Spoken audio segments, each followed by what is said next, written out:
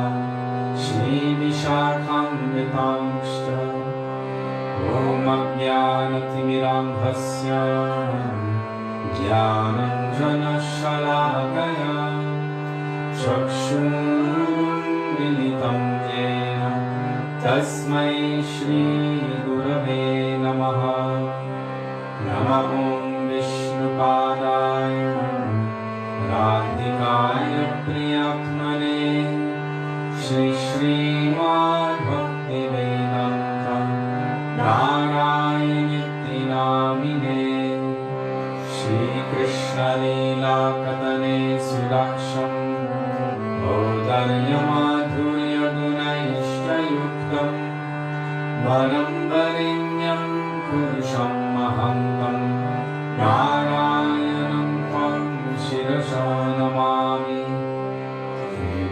Vinam Bhakta Shiromanim Cha Shri Krishna Pada Jagataika Hridi Chaitanya Leela Amrita Sarasar Narayanam Tvam Satatam Prapadye Namahom Vishnupadaya Krishna Presthaya Bhutale Srimate Bhaktivedanta Swami Nityanamine Namaste Saraswati Deve Gauravani Pracharine Nirvishesha Shunyavadi Paschatya Deshatarine Namahom Vishnupadaya Gaura Presthaya Bhutale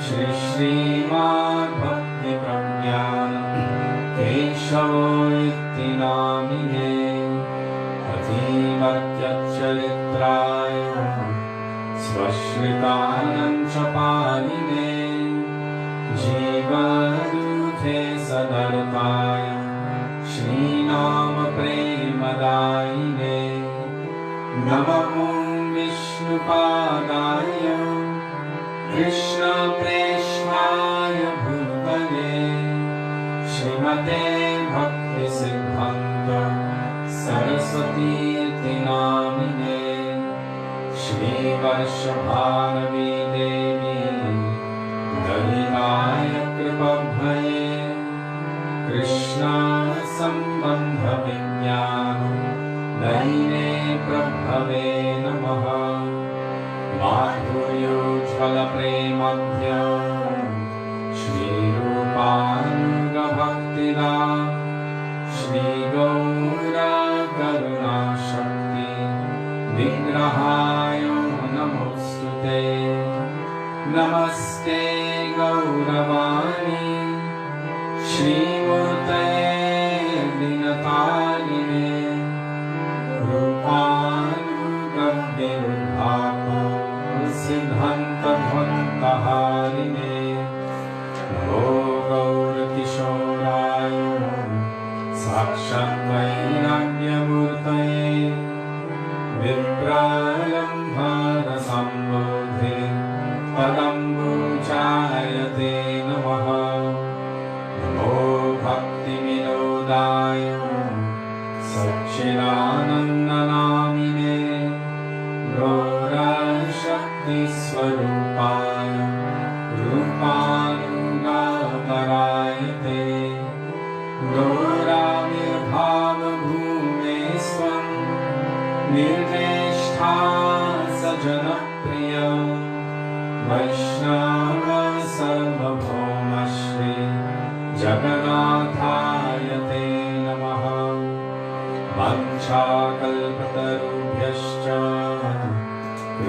कृपासिन्धुभ्य एव च पतितानां पावनेभ्यो वैष्णवेभ्यो नमो नमः नमो महावदन्याय कृष्णप्रेमप्रदायते कृष्णाय कृष्णचैतन्य नाम्ने गौरद्विषे नमः हे कृष्णा करुणा सिन्धो दीनबन्धो जगत्पते गोपेश गोपिकाकान्त राधाकान्त नमोऽस्तुते तप्तकञ्चन गौराङ्गी राधे वृन्दावनेश्वरी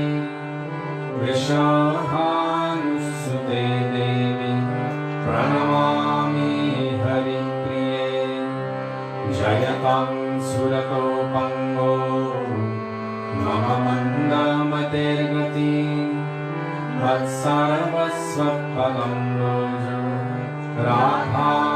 राधामदनमोहनो दिव्यवृन्दारण्यकल्पद्रुमद श्रीमद्रत्नागारसिंहासनस्थो श्री श्रीराधा श्रीलगोविन्ददेव प्रेष्ठानिभिः सेव्यमानो स्मरामि श्रीमन्द्रसरसारम्भी वंशिनाथततस्थितः वर्षन्मेनुस्वरगोपीर् गोपीनाथ श्रीस्तु नः वृन्दायै तुलसीदेव्यै प्रियायै केशवस्य च कृष्णा भक्तिप्रदे देवी सत्यवत्यै नमो नमः पञ्चतत्त्वात्मकं कृष्णं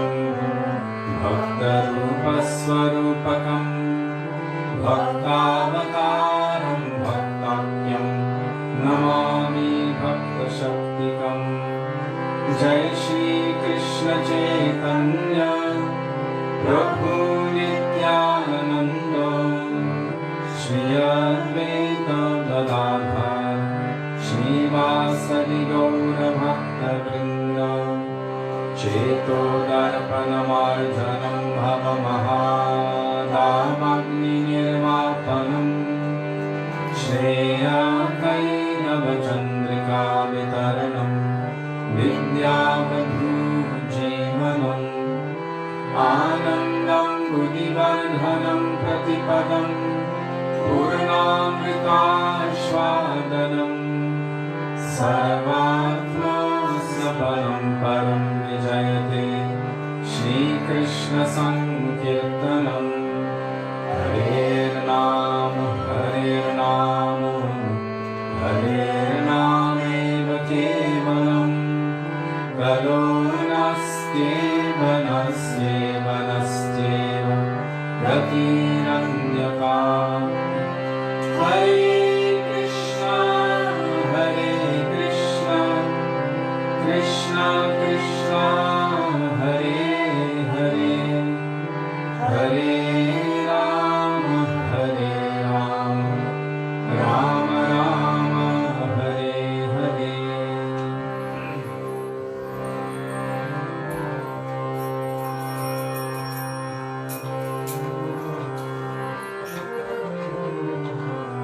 गुरुदेव कृपा करके गुरुदेव शरण कमल भजन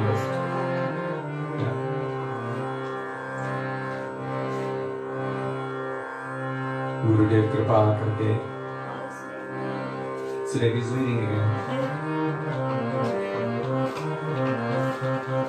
Page 360 in the little songbook, and it starts with Gurudev Kripa Karke, K-A-R-K-E.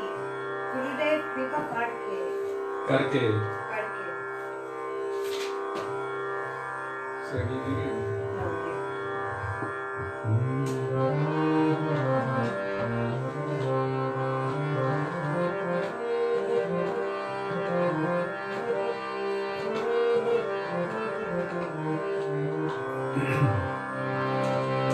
गुरुदेव कृपा करके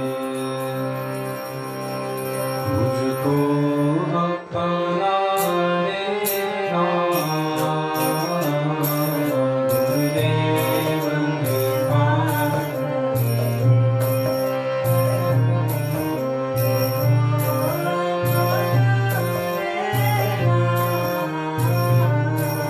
गुरुदेव कृपा करके मुझको अपना लेना गुरुदेव कृपा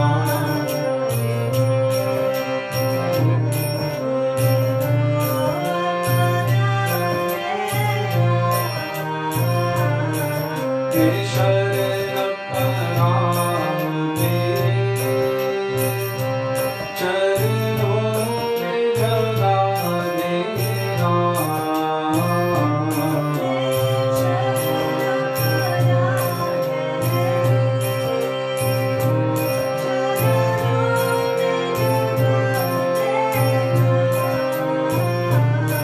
गुरुदेव कृपा करके मुझको अपना लेना गुरुदेव कृपा करके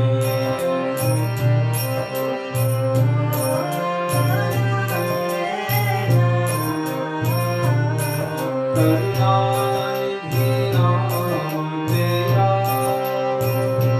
करुणा बरसाओ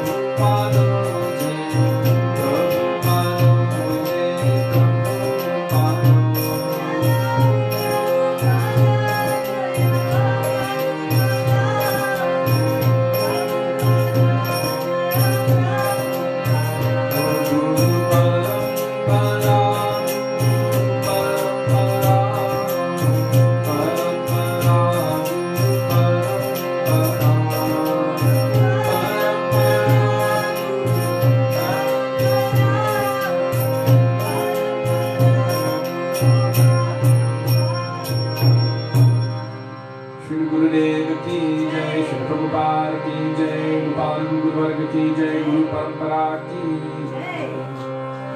So, just in case you're new to the thread, or maybe you forgot, whatever, just so you know, if you keep scrolling to the bottom of the page, or if you come late and you don't see the lyrics, look for Jiva Pavana Prabhu, and there you will find that he's always posting the lyrics to what we're singing, and also sometimes he posts beautiful lectures and very sweet Hari Katha.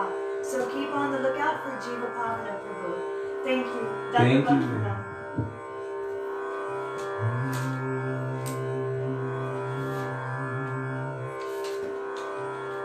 कृपा करो वैष्णव ठाकुर।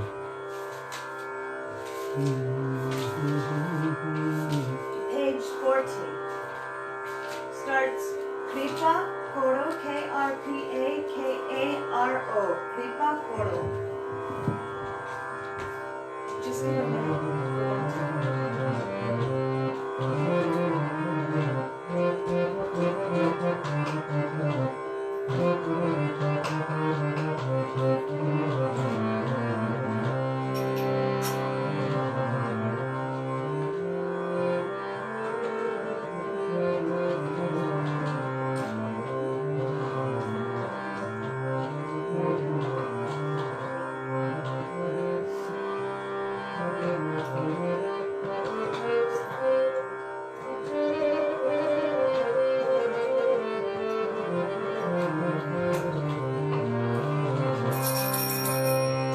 कृपा करो वैष्णव ठाकुर, कृपा करो वैष्णव ठाकुर, संबंध जानिया भजते भजते अभिमान भाव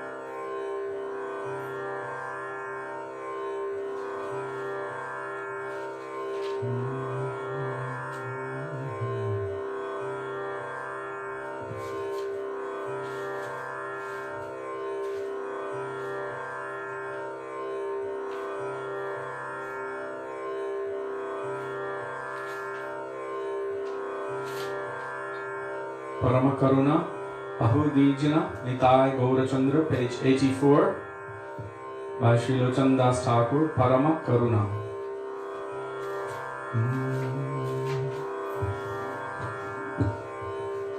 I was just looking at that bhajan, one which is saying Kripa Karo Vaisnava Thakur. And it's very deep moods of humility that Sri Narottam Das Thakur is manifesting in that bhajan. And one thing to consider is that there are so many different levels of Vaishnava. There's the Uttam Vaishnava, there's Madhyam Vaishnava, there's Kanishta Vaishnava, and really there's you can call it a gradation from which you can't actually find the level. It's millions and millions of different levels, if you want to call it that, within Vaishnavata. And so it is imperative to be very careful that there's not only Sri Guru, he's not the only Vaishnava. There's also the servants of Sri Guru and the servants of Sri Guru and all other Vaishnavas as well, who are throughout the world, whoever were, who are, and whoever will be. And so in Vaishnava dealings, one should always be very careful, as Narottam Das Thakur was saying in that bhajan, that, where was it, what page, 34? 40. Here, 40. That one should be very careful in their dealings, and one should not consider that I am a Vaishnava and therefore I have the power to. Here it says, if I have this idea that I am a Vaishnava, then I will never become humble. My heart will become contaminated with the desire to receive honor from others. If I consider myself superior to all others, then false pride will come. And thus I should always remain in the mood of being the disciple of my Gurudev, and I should not accept worship from others.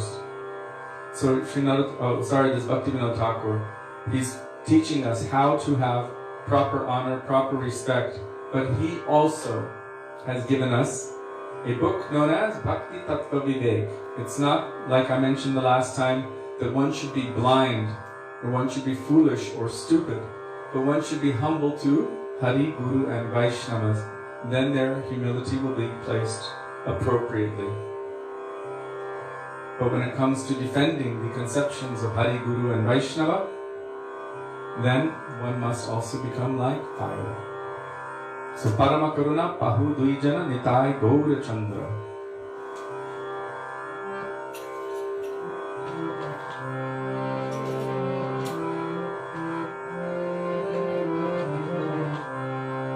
Shri Krishna Chaitanya Prabhu Nityananda Shri Krishna Chaitanya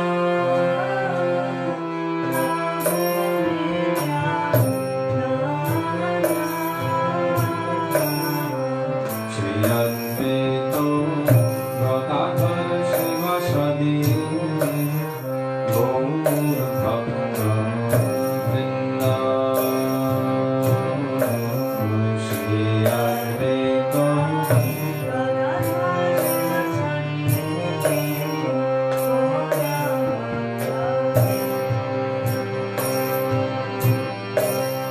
Shri Krishna Chaitanya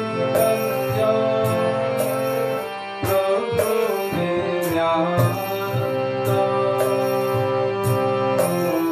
Shri Krishna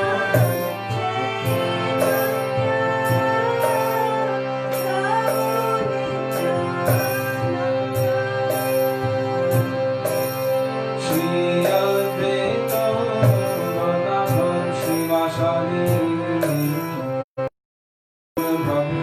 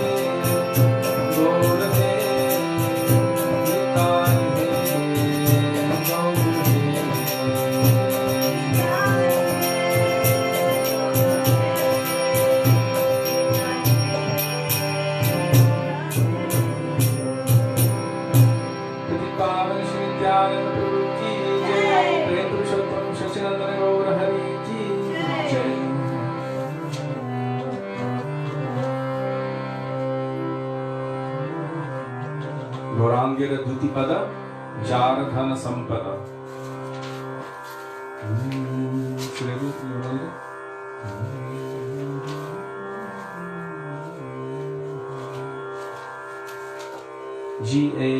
GAURANGERA DUTIPADA.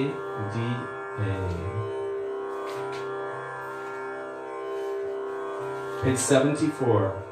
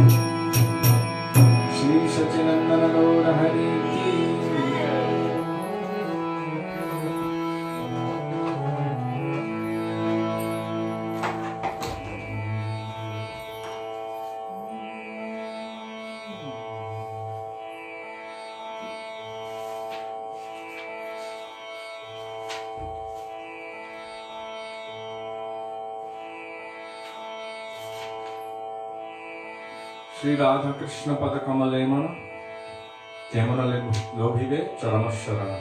Page 120.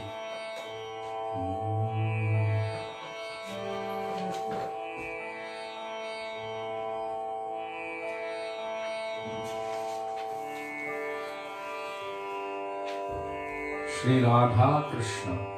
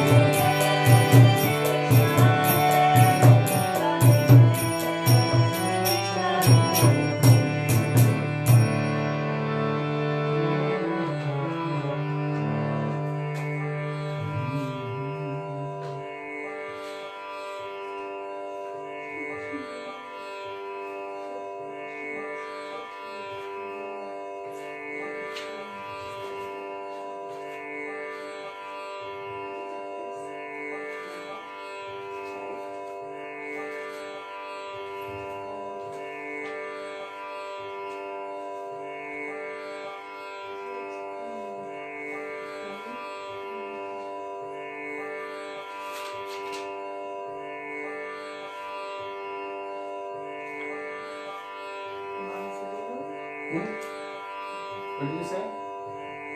Did you say Manasadeho? Manasadeho Geho Joki Chumor Arpilu Tuapade Nanda Kishor. Page 206, starting with M-A-N-A-S-A, Manasa.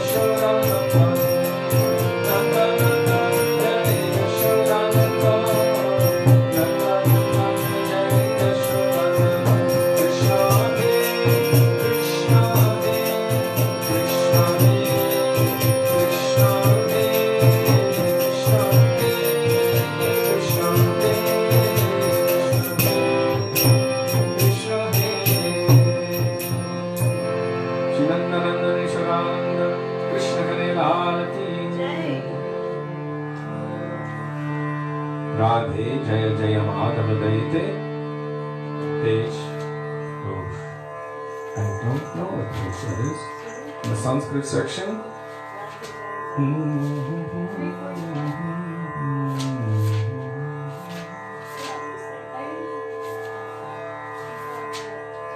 341.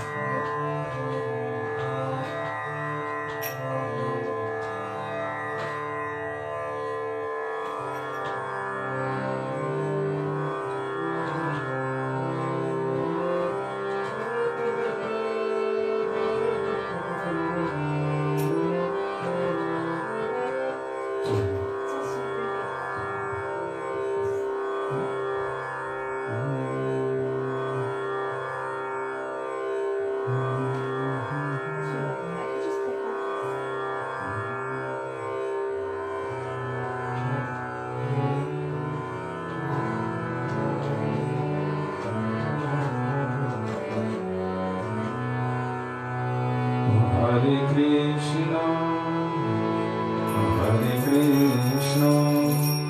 Krishna Krishna, Hare Hare,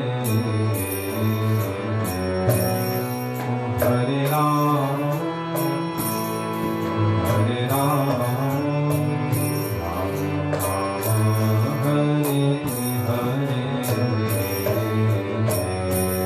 Hare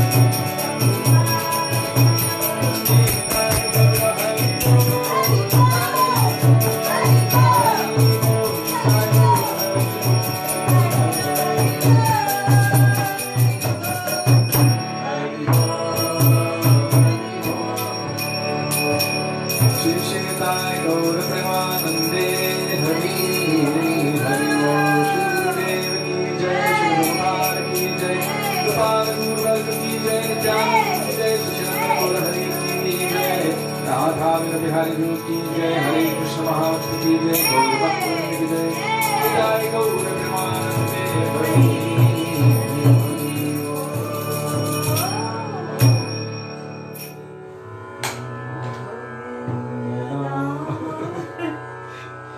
Becoming habit. That's a good thing, right? It's becoming a habit.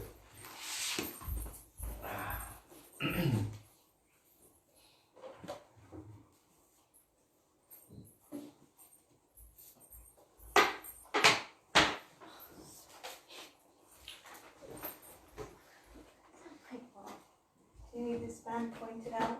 No, that's good.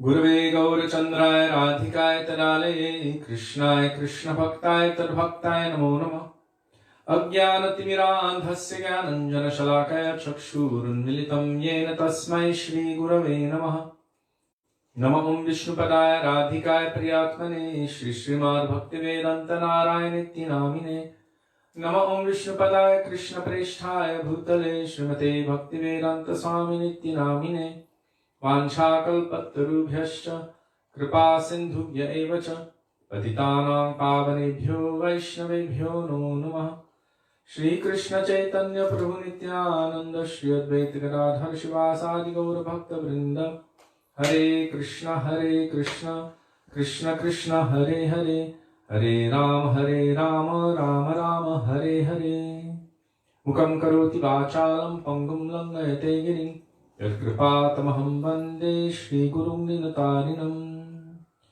First of all, I offer my Dandava Pranam thousands of times at the dust of the lotus feet of our beloved Gurudev, Nitya Lila Pravishta Om Vishnupad, Astottara Shri Srimad Srila Bhaktivedanta Narayan Goswami Maharaja.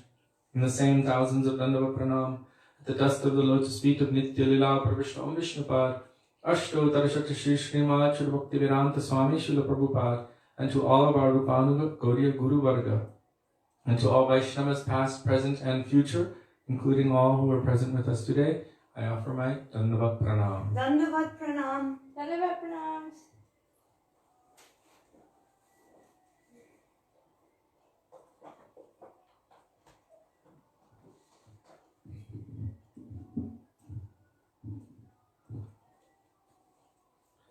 We should always sing Govinda Damodara Madhaveti in every situation, within our heart, within our mind, in everything that we're doing, and out loud, so there's no harm doing it twice, or thrice, or millions of times. And hopefully, when that sweet day comes, when we finally arrive at our final destination, service to Radha and Krishna in Braj, when that day comes, we will find that we will still be singing Govinda Damodara Madhaveti, always. So, we're going to continue going beyond Vaikuntha, which is the beautiful commentary, one of the beautiful commentaries on Sri Sanatan Goswami's Brihad Bhagavatamrita by our Srila Gurudev, Srila Bhaktivedanta Narayan Goswami Maharaj. So before entering into this heart's treasure, we will pray to both of them. In the words of Raghunath Das Goswami, Vairaga Juga Bhakti Rasam Prayatna Apayanan Mam Anubhikshamandam Kripam Budirya Paradukuduki Sanatanastam Prabhum Ashrayami. Praying in the dust of their lotus feet, that may even a particle of their moods which are present within these pages manifest within our hearts.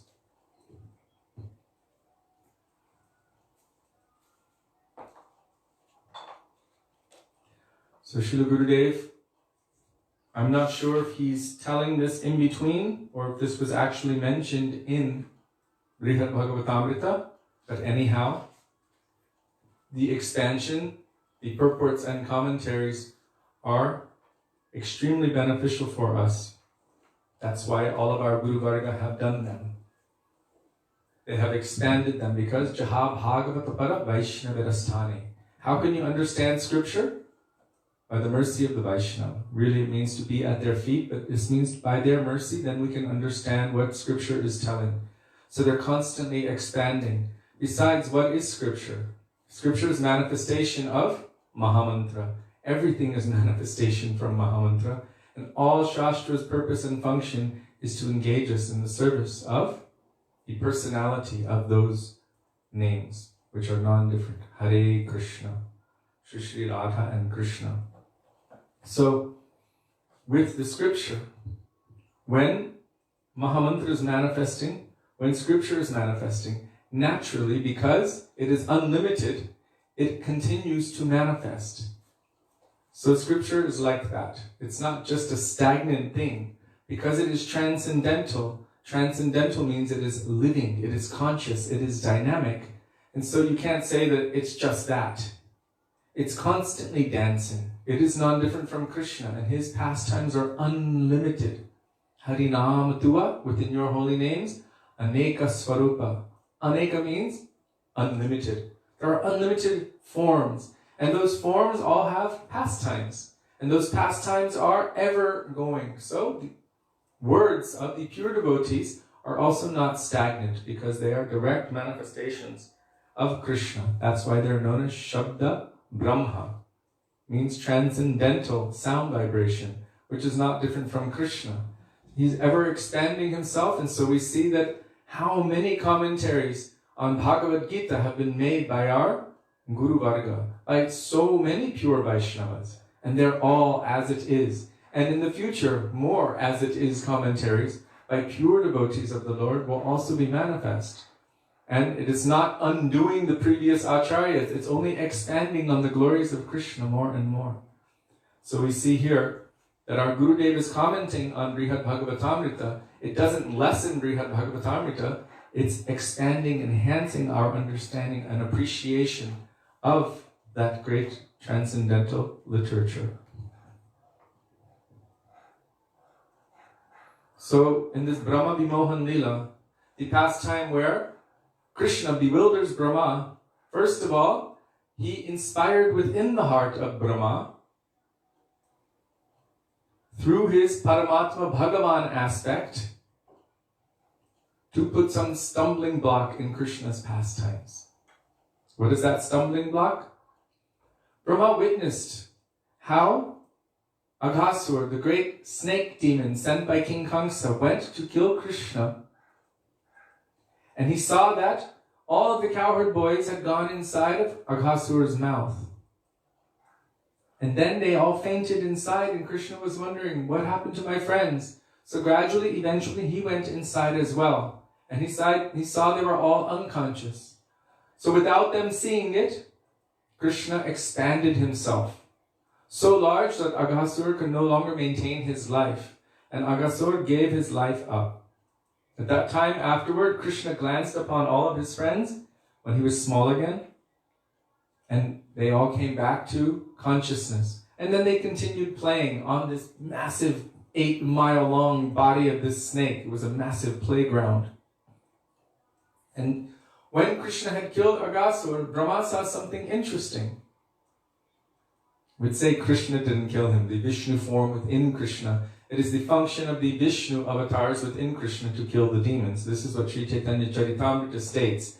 When the original is manifest, all other forms are manifest within him. So the function of Krishna in Vrindavan is not to kill demons. It is the function of Vishnu to kill demons. Or Krishna is saying in Bhagavad Gita, when there is a predominant rise of irreligion, at that time I descend. But still, it is the Vishnu aspect within him that kills the demons. But Braj Krishna, his function is only to play, to love, to have beautiful, sweet, rasa-laden pastimes with his Brajabasis. This is his function. This is his nature. So Brahma saw that Aghasur's soul entered up into the sky like a glowing bright light and then entered into the body of Krishna. And so he was a little bit like, wow, that's interesting. And then he was infused within his heart. He was actually inspired within his heart by Paramatma or Bhagavan, that form of Krishna, to put a stumbling block so that he could witness more pastimes of Krishna. So even originally he was bewildered by Yogamaya to be able to do this, the internal potency of the Lord. So what did he do? As Krishna was sitting eating with millions of cowherd boys, honoring all of the love and affection of their mothers, because their mothers had cooked, hoping my cooking will also go to Krishna. And those boys, they have all of their little lunch bags with them. They open up their lunch bags and they're sharing it with Krishna. Krishna, you should taste this. This is wonderful. Right hand, left hand, biting it, giving it.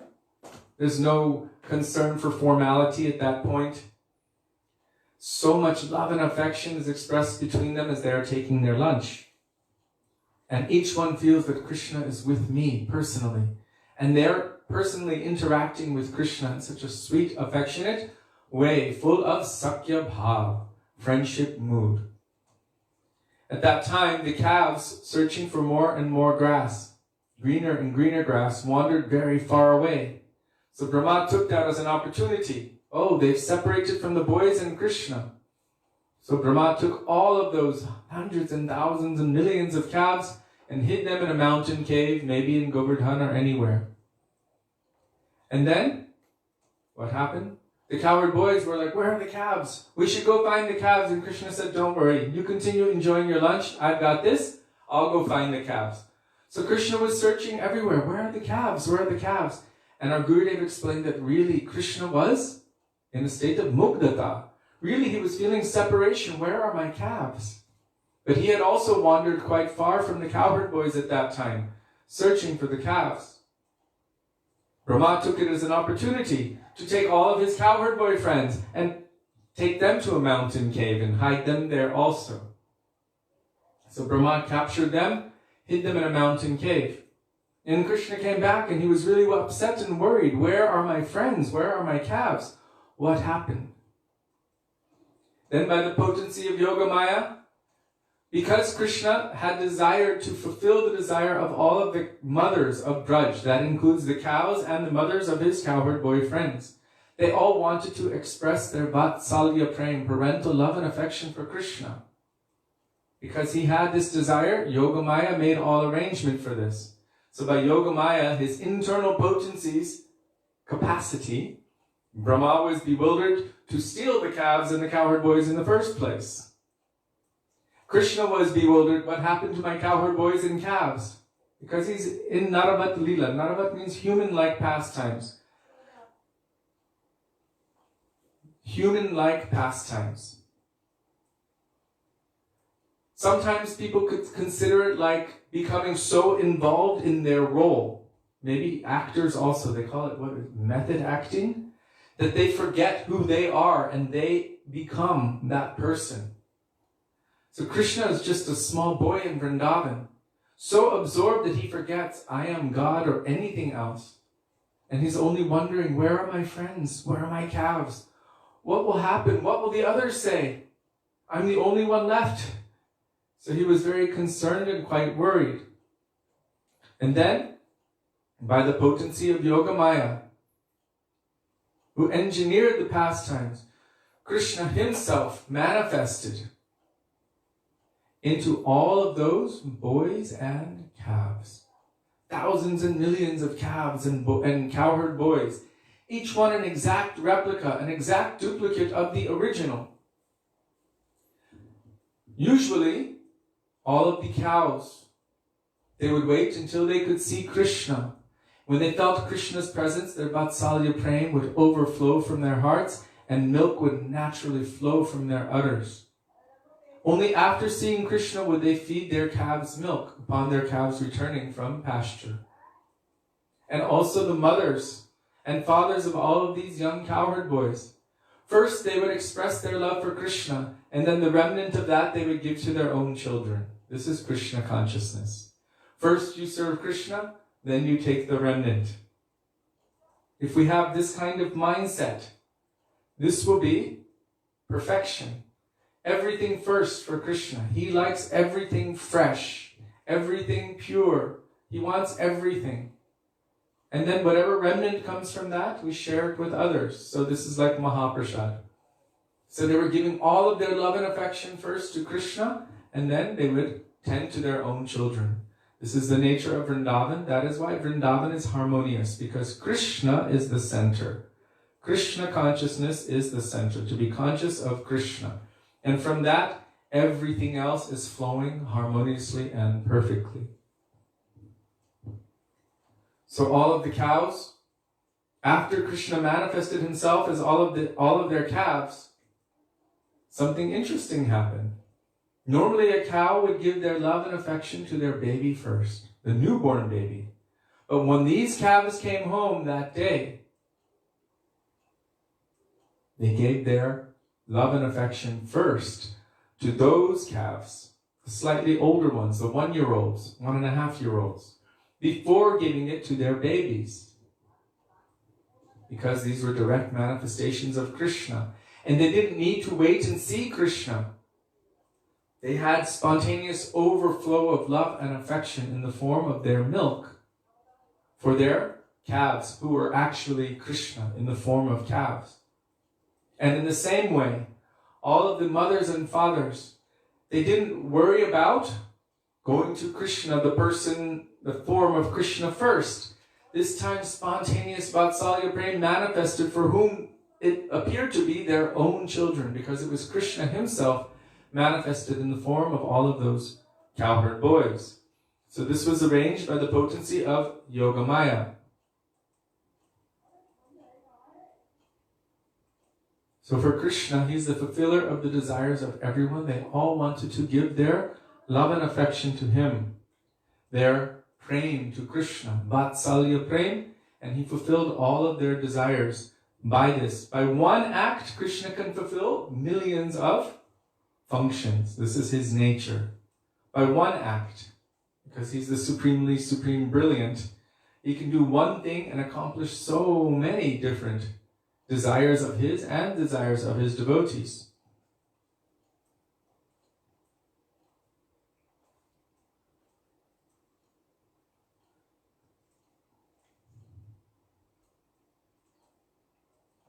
I want to make sure I don't jump ahead.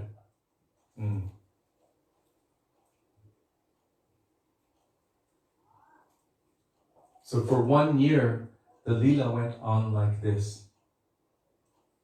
Baladev Prabhu noticed something. He was wondering why this was happening. Usually they all give their love and affection to Krishna first, but now they're giving it to their own and they're neglecting Krishna. He was quite confused. And this is quite interesting. Can you explain how it is like, if there are parents listening, or if there are children listening, or if there are people like me thinking, well, that means that, there's sibling rivalry, there's all kinds of things. How is it, what is in those boys' minds and hearts that they don't have that feeling toward Krishna, or with their parents when they run to their parents' arms? Did you hear the question from Sudevi? So that we don't feel jealous of Krishna. First of all, jealousy, envy, matsarya cannot exist in that realm. And it is the nature of every living entity to be an exclusive servant of Krishna.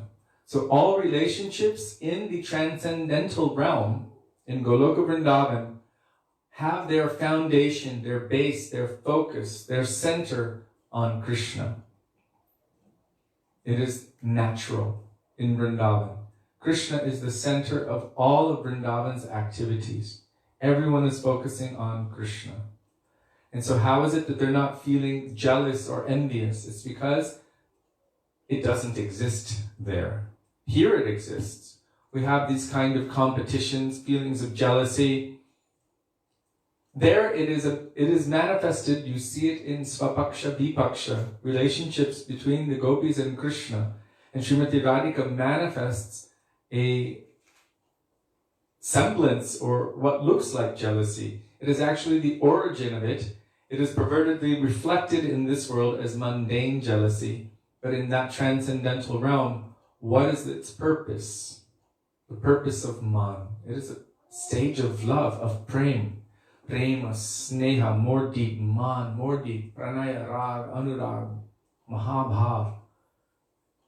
Going deeper and deeper and deeper. Modan, madanakya, mahabhav. So it is a stage of transcendental, ecstatic love and affection, divine love and affection for Krishna. They are not like ordinary persons, mundane, embodied, materially embodied persons. They are transcendental and they are made of love for Krishna. So why is it that they don't feel real envy or jealousy? Because their mood is only exclusively for Krishna's happiness and Krishna's pleasure. That is why it is all harmonious. Even though there appears to be different groups who are different factions, who are even apparently opposing one another, the only real reason for all of that is so that Krishna's happiness and pleasure can be increased more and more. I can't go as far as saying that, okay, they're planning it like this. Okay, we're going to do it like this to increase Krishna's pleasure. It's not like that. By the potency of Yogamaya, it appears to be human-like pastimes. But we've never heard of the cowherd boys being jealous. They're also completely absorbed in loving Krishna. And the nature of someone who loves Krishna is they are always happy. Not just happy, but encouraging that anyone else will also love Krishna. We see that with our gurus. They come here, we try to give them our love, but really they don't want our love. They want our loyalty, but our love is meant for Krishna. I remember so many times people would tell Gurudev, even I've told him, I wrote it to him, I love you, Gurudev. Gurudev said, you cannot say this to Gurudev. Love is not meant for Guru. Love is meant for Krishna. So he has nothing to take for himself. He only wants to help to develop our love and affection and transmit that to Krishna. And that is the nature of Srimati Radhika as well. Sri Radharani is the medium by which one's love and affection is qualified and transmitted to Krishna. So there's no selfishness or self-centeredness. Love is meant for Krishna. And so all pure, true Brajvasis, they have no mood about what about me. Their mood is what about Krishna.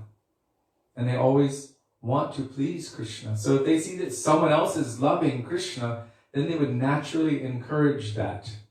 Naturally. But in the realm of rasa, and I have to qualify that because we see in the relationship with the gopis, Radhika's party, Chandravali's party, and others' parties, that there appears to be some camp mentality. And that's also natural, because it's human-like pastimes. So we should understand that this is all by the potency of Krishna's internal potency, Yogamaya, by which all are completely subject to and bound by divine love or prem in Vrindavan. Srila Gurudev said, in Vrindavan, prem rules everything.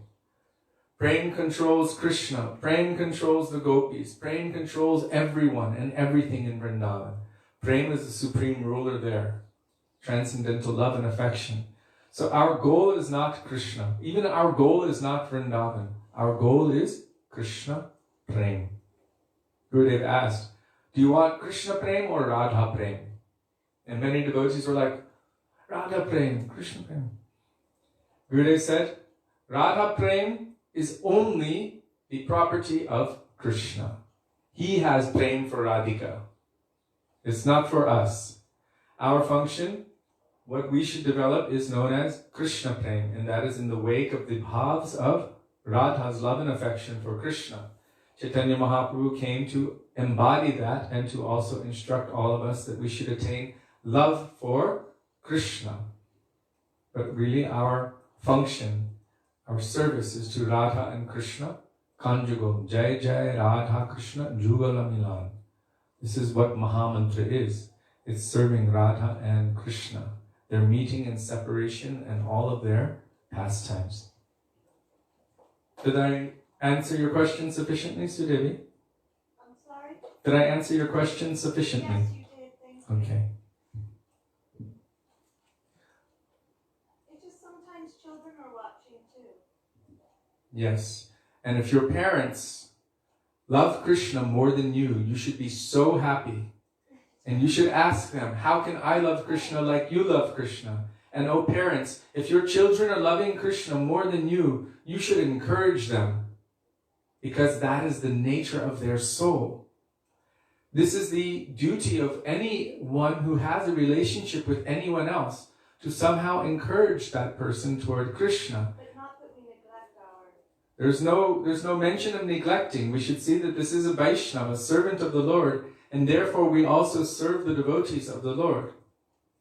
Bhaktivedanta Thakur, he said that in that bhajan, Manasa Deho Geho Joki Chumor Ar Pilu Tua Pade Nanda Kishor. My mind, my body, my family, everything. I'm offering everything at your lotus feet. It is all yours, and I am maintaining them in service to you. If you have children, what is the purpose? To somehow enculture them in Krishna Bhakti. That is the purpose. Otherwise, what's the purpose? They'll just grow up and do what? Do mundane nonsense activities and continue cycling in samsara for who knows how long? That's not the function of a parent or the duty of a parent. The duty of a parent is, this soul has come into my life to give me an opportunity to enculture that jiva in the culture or the consciousness of Krishna consciousness, for that jiva's eternal benefit. So if we see each other, we can always encourage each other in loving service of Krishna. And also we will see each other as devotees of Krishna. Therefore we will also maintain and assist and serve one another in that capacity, in terms of their relationship to Krishna. Or more specifically, as Srila Bhaktisiddhanta Saraswati Prabhupada said, how do we relate to Krishna? Through his relationship to Srimati Radhika. But that's another story. This is the general principle, the general tattva I'm speaking about. So if anyone has inclination towards service of Krishna, if we try to stop that, that is the greatest violence to any jiva. We should encourage that service mood.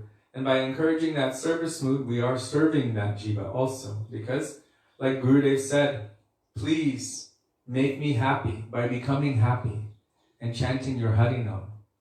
So how do we make Gurudev happy? By serving Krishna. Then he's happy. And this is how we should also feel happiness. And this should be the real foundation of all of our relationships. To what extent one is turning their eyes toward satsang, toward Guru, Vaishnava, Bhagavan, toward Krishna.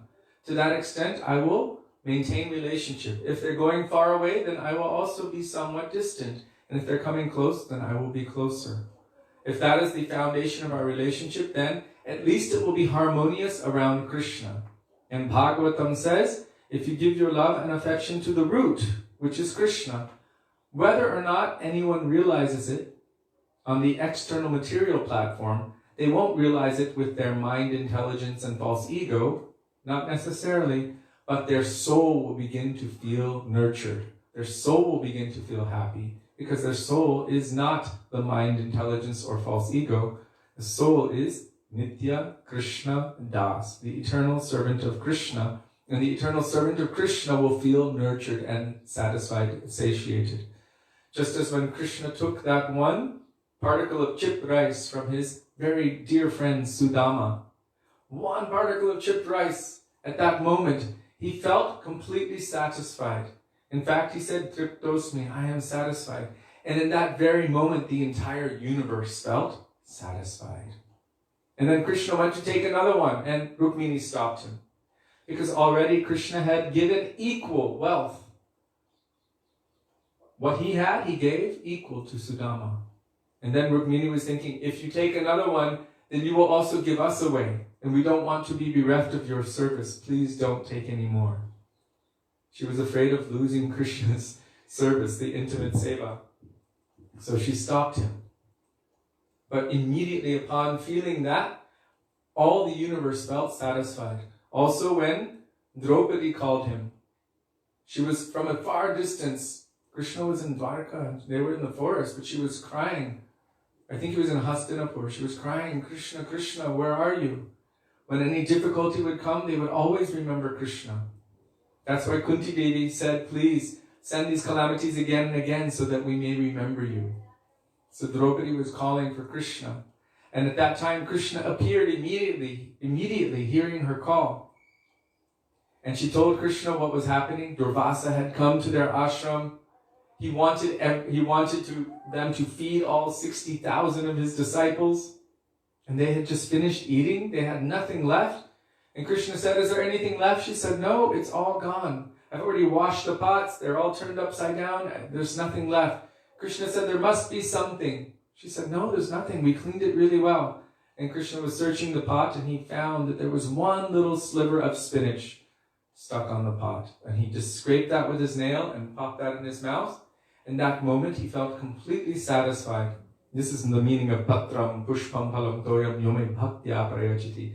Even one small leaf, this spinach, but offered by Draupadi with love and affection. At that moment, he felt satisfied. And Durvasa and all of those 60,000 sages were there taking baths nearby, and they were going to come for lunch. Suddenly, their bellies were full. And they were belching and burping. And they were thinking, my God, we can't eat one more thing. What will happen? We must leave this place immediately. So they all ran away. And Draupadi and the Pandavas were saved from the possibility of the offense of not being able to serve these great personalities. Krishna was satisfied, so they were all satisfied. So if we encourage one another to serve Krishna, then everything will be nurtured and satisfied. Eventually, even the mind and intelligence and ego will find satisfaction in that. Because if one is utilizing everything in the service of Krishna, then their body, their mind, their intelligence, their words, their thoughts, everything will become satisfied. Even the ego, the false ego, will begin to accept that everything is meant for the service of Krishna. This body, that's why we say, Tana Mana Jivana Guru Pare Arpana. Mind, body, soul, words, heart, everything in the service of Guru, Gauranga, Radha, and Krishna. So, Baladev Prabhu was becoming confused. How is it possible that Krishna's own manifestation, who is considered a non-different manifestation of himself, the only difference according to Shastra is his complexion and Krishna's complexion. Krishna's darkish like a monsoon rain cloud. Baladev is whitish complexion. So how is it that Balaram is becoming confused? Because Krishna's potency is such that everyone can become confused. Even Balaram. Even Balaram, if Krishna so desires, by the potency of Yogamaya. Not only Balaram, even Krishna can become confused by his own potency of Yogamaya. So this is how it's possible. So Baladev Prabhu thought, what is this? The calves have come running from Govardhan, and the cows are showing affection first to the older ones and not to the younger ones? Why is this? And the mothers who used to tend to Krishna first are now tending their own children first. Why? What has happened? Why is it like this? Because Krishna had become those children and calves himself, he received much more affection. All of the mothers and cows had their desire to have Krishna as their son or calf fulfilled. And he received the affection that he desired from millions of mothers. So Krishna desired and they all desired. He wanted to receive all of their affection and they wanted to give him that affection. So through this pastime, those desires, Krishna's desire and all of their desires, met. Also in that very year, he married millions of Kishoris. Through all of those boys that he became, he married all of the young girls of Vrindavan. And so all of his objectives were accomplished. So it's quite interesting. Srila Gurudev and our Guru Varga have explained that in that same year, Purnamasi, she's like the guru of the Brajavasis, and she's a great astrologer. She would draw her astrological charts in the dust of Vrindavan, and everyone had great faith in her. Whatever she said, they would follow. So, in that year, she actually calculated astrologically that this is the year, this is the only auspicious time when all of the gopas, all of the cowherd boys should marry the gopis. She calculated this. And so it was arranged that all of them would be married, cowherd boys and the gopis. But who were these cowherd boys? They were Krishna himself. So by this one act of manifesting himself into all of these millions of cowherd boys and calves, he also accomplished so many other things, including himself marrying all of these gopis, so that they didn't actually marry the other gopis. So in one sense you could say, yeah, well, what about parakiya bhav? Isn't it necessary to marry another? But their bhav, the gopis' bhav or mood, is that they are married to cowherd boys, other than Krishna. They're thinking like this. And therefore their bhav is parakiya. Parakiya means paramour. Not married love with Krishna, paramour or beloved love with Krishna. Because that is their bhav. And that is what our Guru Varga have come to preach, especially in the line of Rupa Goswami, Parakiya bhave jaha brajete prachar. That those of Vrindavan, those who have the mood of Rupa Anuga, they are preaching this Parakiya bhav as the highest. As Chaitanya Mahaprabhu, his opinion is, Sri Chaitanya Mahaprabhu matamidam tatradaro napparaha. What is that opinion? Ramya kachil upasana vrajavadu vargene akalpita. The topmost method of worship or upasana to please Krishna is that which was undertaken by the young married gopis of Vrindavan. Ramya kachit upasana vrajavadhu means the young married gopis of Vrindavan. How they loved and served Krishna. So, Parakiya bhav is different than Parakiya. Parakiya bhav means the mood of being Parakiya. Imagine if your own husband put on a different costume and you didn't know it was him. Something like that. And you fell in love with him not realizing it was him. So this is their nature. They only love Krishna exclusively. But in this pastime, they were married to the cowherd boys who were actually the manifestations of Krishna.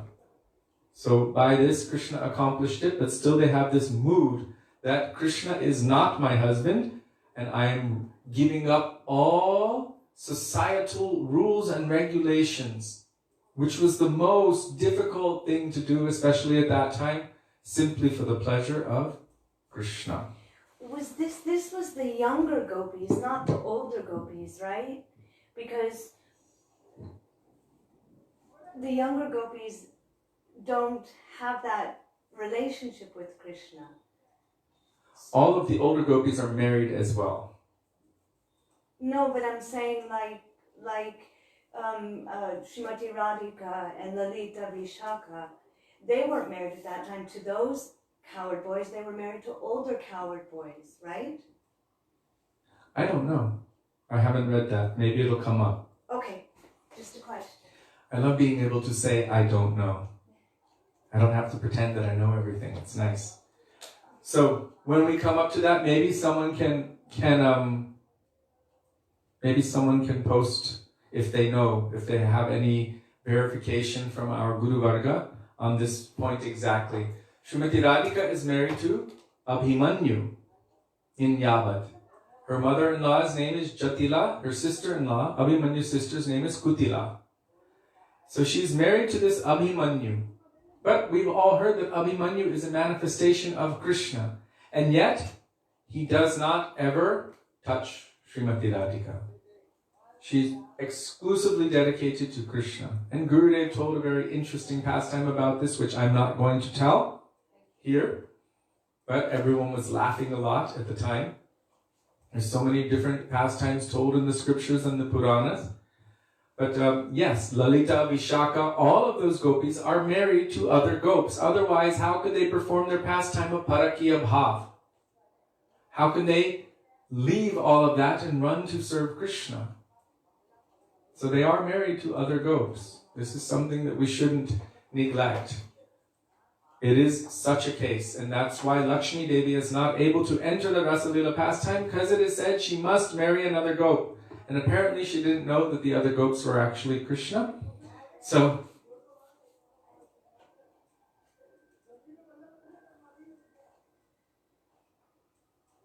Krishna married all the young girls of Vrindavan in the forms of all of those cowherd boys. So all of his objectives were accomplished. And Raghava Pandit, he writes, this is the real reason. Yes, of course it's the real reason. Everything, all of the other pastimes of Vrindavan are to nourish the Shringar Ras, the highest Ras.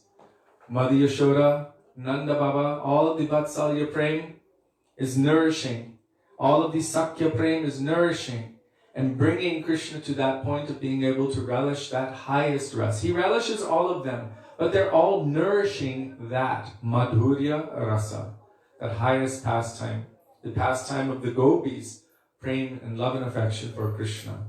Somehow they're all a support for that, and they increase Krishna's transcendental pleasure. So all of his objectives were accomplished. Now that everything was completed, Krishna sent some internal inspiration to Baladev to bring this pastime to a close. Otherwise, Baladev wouldn't have known anything of it. It is said that Baladev became quite upset when he discovered that he was also bewildered. I've read it also from Gurudev and other places that Baladev was kind of like, you did this to me, Krishna, you bewildered me as well? He was a bit upset about it. He's the older brother. So, this relationship with brothers, this also takes place. Baladev teases Krishna sometime. He confirmed to Krishna this idea that the other boys were joking about Krishna, that you're not really the son of Mother Yashoda. Baladev confirmed it at that time. So this sibling rivalry kind of thing, this happens also in Goloka Vrindavan. But Baladev also has a very strong mood of vatsalyata, protective mood over Krishna. He's my younger brother and I'm going to protect him. So he has sakya, friendship, brotherly mood, and this vatsalyata, protective mood, in the form of Balaram. But also Baladev is manifested in every single rasa. This is his nature, special function. Balaram is manifested in every rasa, including Madhurya rasa. His own potency, his own Shakti is manifested as Ananga Manjari, who is also serving Krishna. She's the younger sister of Srimati Radhika in Madhurya rasa. So he serves in every rasa. So Krishna sent internal inspiration to Baladev to bring this pastime to a close. Otherwise, Baladev wouldn't have known anything of it. Baladev said, my dear brother, I don't understand. Whose illusory potency is this? Is this the illusory energy of the demigods, or Mahamaya, or someone else?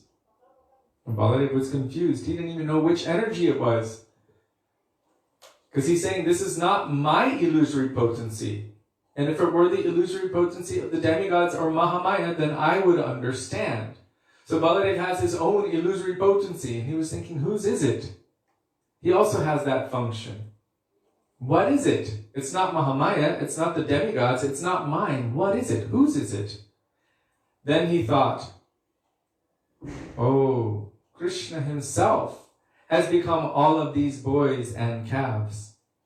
Why has he done it? He asked Krishna, my dear brother, what is this? Until today I didn't understand, but today I see something unique. Why have you become so many boys and calves also? Mind you, this had been going on for a whole year and he had no idea. Why have you become so many boys and calves also? What is this? Krishna smiled. To fulfill the desire of so many people and to bewilder Brahma, through the medium of his own Yoga Maya potency, he engineered this pastime. So Baladev was wondering which Maya it is, and here Gurudev is telling us it is Krishna's own internal potency, Yoga Maya, by which all of his desires are fulfilled. After a little while, Brahma came from his own abode, worried. Let me just see here. I don't usually read ahead, but I want to see.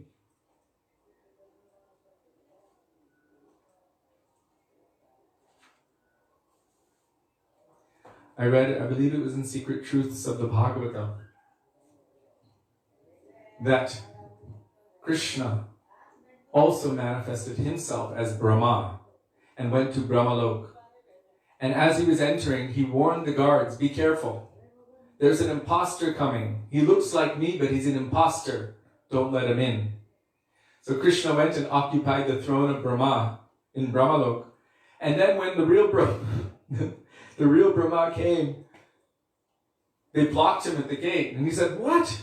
I'm Brahma. And they're like, no, he told us, the real Brahma told us that an imposter is coming and we know you're an imposter. And they beat him and they sent him away, so he had nowhere to go. That's why he realized, oh my God, something is wrong. What happened? What happened with this? And then he came to his senses very quick. We should understand that one moment in Brahmalok will be like a long time. Actually, it is said that 1 second of Brahma is 100,000 human years. So it wasn't even 1 second. It was only 1 year on earth that Brahma realized, oh my God, what have I done? So, Gurudev would tell this pastime.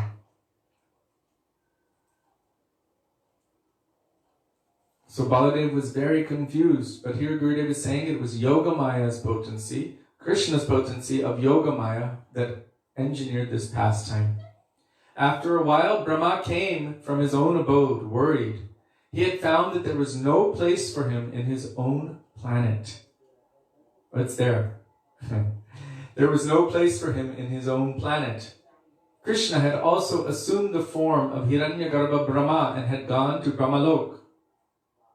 There he told the doorman, if someone taking my form as Brahma comes here, don't allow him to enter. When Brahma returned to his abode after stealing the boys and calves, 6 months had passed. It was only 1 minute for him, but his 1 minute is 6 months for us. He arrived at his Brahmalok, and the doorman asked him, who are you? Our grandfather Brahma is here, and he has said that if any other four-headed Brahma comes here, he is not allowed to enter. You cannot enter. Stay outside. You must be a creation of Maya. So that's when Brahma was thinking, oh my God, oh, Krishna himself has come here. I have committed an offense at his feet. I must return to earth immediately. In coming back to Braj, another 6 months had elapsed. Altogether, 1 earth year had passed. So it was just a moment. He went there, came to his senses, came back. Etach chabrinda vipine gahantur ritvar bhavatsan anubhuttamasti. From Srimad Brihad Bhagavatamrita 24164. After stealing the boys and the calves, Brahmaji experienced how Krishna is simultaneously one and millions. Eko bahu shyam. Krishna is one and becomes many, yet becoming many still remains one. How is this possible? That verse in Brahma Samhita is also very descriptive in this case. You can make millions of candles burn with fire, but still fire is one. Although fire is fire, although there are so many different candles that are holding the fire. So you can have millions of forms, but still they are all Krishna, and non-different from the original. There's only the speciality of who came first. First Brahma saw, here Krishna is sitting with rice in his hand and eating, just as he was on that day 1 year ago. And with him are so many boys and calves. Are they the same ones that I stole, or are they different ones? It is possible that by his own Maya, Krishna has taken them from the caves. Who are they? Which are the real ones? So now Brahma is also confused. He's concerned. Okay, I took them and put them into the caves. Did Krishna rescue them? Did he somehow re-manifest all of those same boys and calves? What's going on? Actually, Brahma could not take the original boys and calves. Just as Ravana could not touch the real Sita. Who can take Krishna's transcendental associates? and hide them for a year. So it was some kind of maya that made Brahma think. And so he took, just like Ravan did not take the original Sita but took Chaya Sita or shadow Sita, Brahma took the shadow forms of Krishna's friends and calves. But Krishna also manifested himself as all of these boys and calves. So what about the original set? This is something we are yet to find out.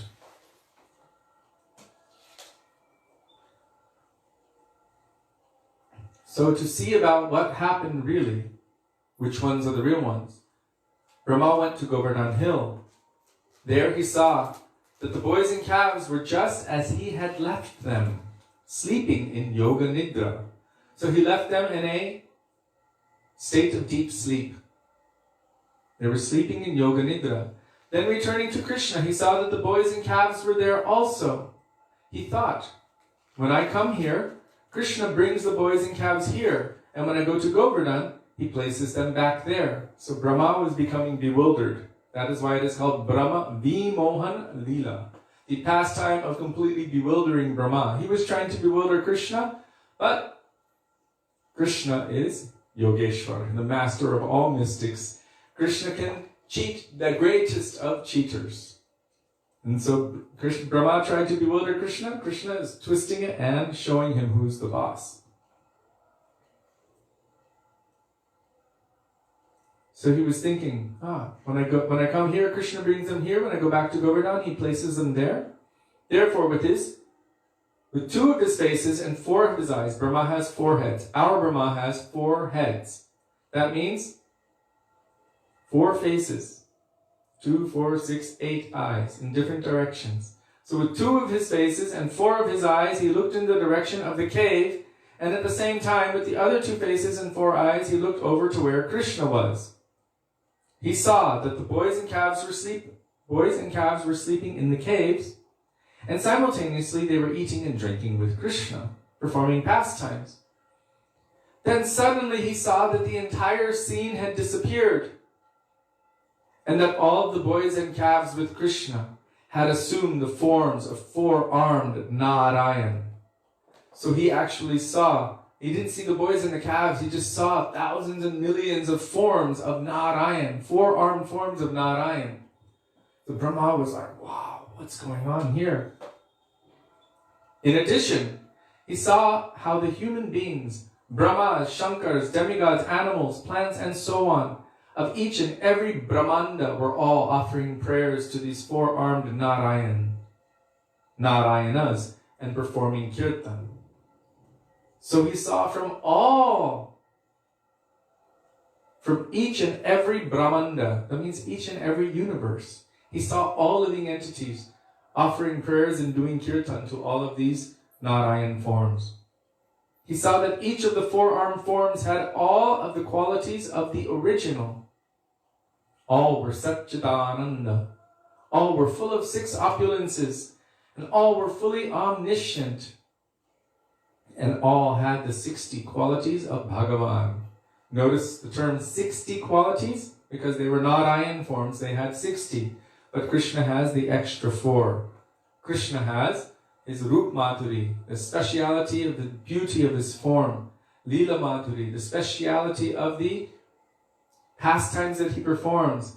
Venu Madhuri, the speciality of his flute. And Prem Madhuri, the speciality of his love and affection.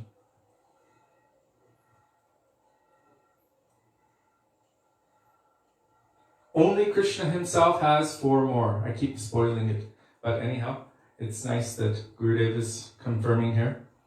Only Krishna himself has 4 more. The boys had so many blankets, sticks, flutes, horns, and other things, and they also assumed 4-armed forms. So all of the calves, all of the boys, each boy had their own particular decoration, their own colored clothes, their own speciality, their own sticks, their own faces, their own personas, and everything. And Brahma saw that they all manifested as these 4-armed forms of Narayan. Witnessing this, Brahma became very astonished and began offering prayers. O Bhagavan, first you showed that you were alone, Then you showed that all of the boys and calves are all Bhagavan. And finally, you showed that everything is Bhagavan.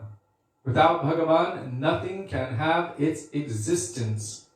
No jiva can exist, and no material object can exist. But at the same time, everything is not directly Bhagavan. But I have seen that all of the boys and calves are you only. All have the qualities of Bhagavan. It is not that some forms are inferior or superior. After this I looked again, and all of these forms had disappeared, and only you, Krishna, remained. So this is Achintya Bheda Abheda Tattva that Chaitanya Mahaprabhu presented to this world. The simultaneous, inconceivable difference between Krishna and his energies. Bhed means different, and abhed means not different. So there's nothing that is separate from or independent from the Lord. Nothing. And so you cannot say that this is not within the creation of God, or there is some force that is opposite in one sense, or a competition to God. There is one competition to God, and that is Srimati Radhika. But that is a different thing. That is a pastime, and it's not a competition against each other. It's a competition, a beauty competition of love and affection. It is different. But in this case, there is nothing that is equal to or independent from him. Nothing that is outside of him. Nothing that is a competition from him. Really. Everything is part of him. Everything is from him. And everything is for him. That is his nature. As he says in Srimad Bhagavatam, Aham evasam evagre. Before there was only me. Now there's only me. In the future there's only me. Some people take this to mean that, oh, that means we are all God. But the parcel cannot claim to be the whole. In this case, that's why I mentioned that Achintya Bheda Abheda Tattva is also presenting the principle of Shakti Parinamvad, or transformation of Shakti. That by Krishna's energies, everything is manifested. But everything is subservient to him. It is part of him. It is not independent from him. But we cannot say that it is fully him. That's why Brahma here says, no jiva can exist, no material object can exist. Nothing can exist without the presence of Bhagavan, or without Bhagavan. It cannot have its existence, but at the same time, everything is not directly him. The small particle of iron is not the magnet, although it is completely dependent upon the magnet, and maybe that magnetic potency flows through it still. You can differentiate between the two. So although there is, in one sense, no difference, still there is a difference. That is Achintya Bheda Abheda Vad, or Tattva. After witnessing this pastime, Brahma said, O Bhagavan, who can describe the glories of your inconceivable potency, Achintya Shakti? So, inconceivable, the Sanskrit word is Achintya. And that is Achintya Bheda Abheda Tattva. Inconceivable. It's inconceivable to the material mind. But if Krishna wants us to be able to conceive it, then we can conceive it. How can the inconceivable be conceived by something that can't conceive of the inconceivable? Only by Krishna's inconceivable potency. I hope I said that right. The power to make the impossible possible. Or Aghatana Ghatana Patiyasi Shakti. He has this capacity. How can one know him if he's beyond the realm of being known? This is the meaning of adhokshaja, beyond the realm of the material senses, the material mind. How can he be known? If we try to capture him with our own mind and intelligence, we cannot know him by that.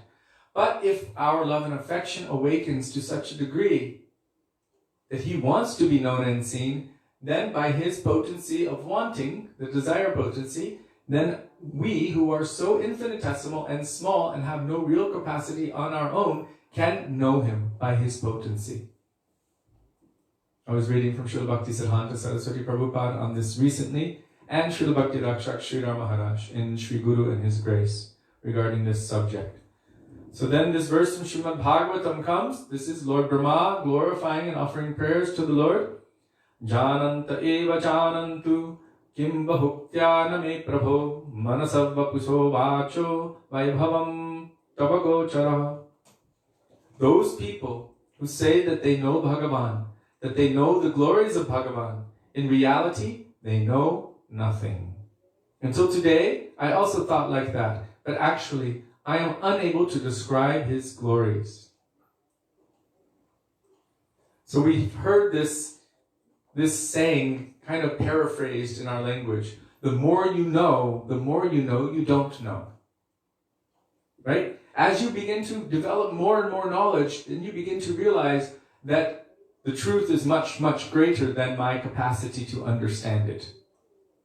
So Brahma is saying that those who say that they know Him, they don't know Him. In reality, they know nothing. Because He's unlimited. Vibhum. And we are Vibhina Angsha. The minutest microscopic particle. Vibhina means the most infinitesimal. So He will always be ever expanding and unlimited, and we will always be that infinitesimal. What to speak of Brahma, even Krishna Himself cannot describe His own glories. How about that? His glories are so extensive and so unlimited that Krishna Himself cannot describe His own glories. Even Baladev Prabhu Himself, who is also eternal and just like Krishna, and whose function it is to serve and love Krishna and to engage all others in the service of Krishna, feels himself completely incapable to even scratch the surface of the glories of Krishna, and with all of his millions of mouths has been endeavoring to glorify Krishna since the beginning of time. How unlimited are the glories of Krishna? Even Krishna Himself cannot. He cannot find the depths of the glories of His own name, qualities, and form. That is why. Because within His creation, there is something amazing. That is the Pranaya Mahima of Srimati Radhika. What she experiences upon experiencing His sweetness, His love and affection, and the happiness she experiences upon loving Him. He cannot fathom this. What is that? It's part of my creation in essence, but it is so far beyond me, I cannot understand it. Desiring to understand this, Shri Radhaya Pranaya Mahima Tidrishavanaiva Shvadyo Yenam Bhutta Madhurima Tidrishavamadiya Sokyam Chasya Mad Anubhavata Tidrisha Beti Lobhat Tadbhavadyam Samajani Shachigarva Sindho Harindu. Desiring to understand this, which is beyond himself, which was literally driving him mad. If you hear from Srila Gaur Govinda Maharaj, Radha Prem makes Krishna mad. What an amazing, brilliant class. While we're driving for hours, going from place to place, we often listen to it. And it's just mind-blowing every time. It drives us mad. It does, it drives us mad. But it definitely keeps us completely alert, awake, and absorbed in this amazing pastime. Desiring to understand the greatness of the love of Srimati Radhika. Krishna taking shelter of her moods, taking shelter of her bhav, manifested in this world, also with her complexion, as Sri Shachinandan Gaur Hari Sri Chaitanya Mahaprabhu, as the moon, manifesting from the womb of Mother Sachi, as the moon rises from the ocean. Sri Shachinandan Gaur Hari Ki Jai, Shri Radha Vino Bihari Ju Ki Jai. So we will continue tomorrow, as it is getting late. What beautiful pastimes the Lord here. Shri Beyond Vaikuntha Ki Jai, Gurudeva Ki Jai, Shri Prabhupada Ki Jai, Gaura Bhaktivedanta Ki Jai, Gaura Premanandi Hari Hari Bol. Yes, Raghava Panditji, Radhika Premier Guru, Ami Shishyanata. Radhika is my Guru of Prem, and I am simply her dancing pupil. Her love makes me dance in various novel ways. So he becomes completely obsessed and absorbed. And in the form of Mahaprabhu, Krishna is trying to experience, endeavoring to experience something of the depth of her love and affection. He's making that endeavor to enjoy and to relish what she's experiencing. Jai. Shri Sachinandana Gaur Hari Ki Jai.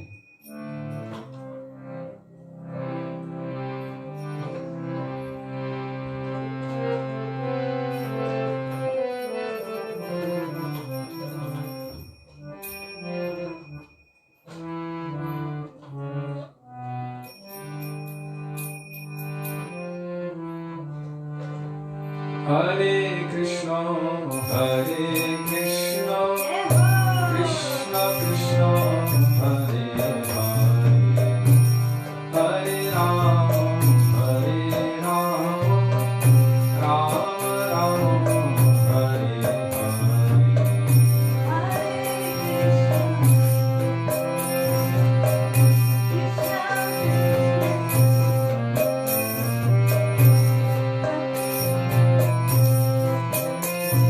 Bolo, bolo.